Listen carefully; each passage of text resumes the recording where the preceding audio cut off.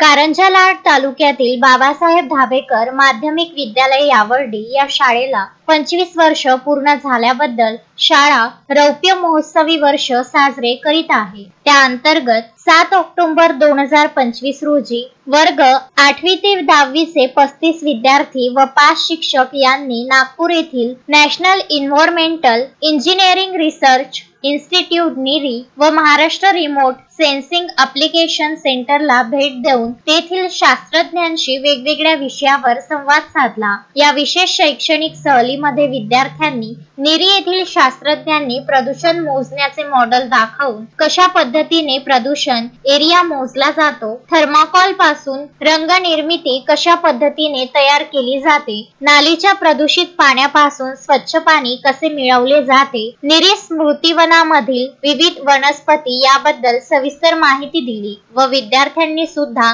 विविध प्रश्न विचारून माहिती घेतली। त्यानंतर महाराष्ट्र सुदूर संवेदन उपाययोजन केंद्र नागपूर येथील शास्त्रज्ञ संजय अब्तुरकर यांनी मॅप कसा तयार होतो, मॅपद्वारे अनोळखी ठिकाणचे संसाधन कसे शोधतात, 3D इमेज कशी तयार होते याबद्दल सविस्तर मार्गदर्शन केले। त्यानंतर रामन विज्ञान केंद्र नागपूर येथे भेट देऊन तेथील विविध प्रयोग पाहून तारामंडल, सूर्यमाला व 3D शो पाहून झाल्यावर रमण विज्ञान केंद्राचे शिक्षण अधिकारी चारुदत्त पुल्लीवार व अभिमन्यू भेलावे यांनी मानवी शरीराचे संपूर्ण माहिती व विज्ञान केंद्रातील विविध प्रयोगाबद्दल सविस्तर माहिती दिली। या सहलीत विद्यार्थ्यांनी नागपूरला जाताना सेवाग्राम येथील महात्मा गांधी यांच्या आश्रमाला भेट दिली। 1 दिवसांच्या या शैक्षणिक सहलीत विद्यार्थी आणि शिक्षकांनी मिळून एक अविस्मरणीय अनुभव घेतला। विद्यार्थ्यांसोबत 5 शिक्षकांची साथ होती,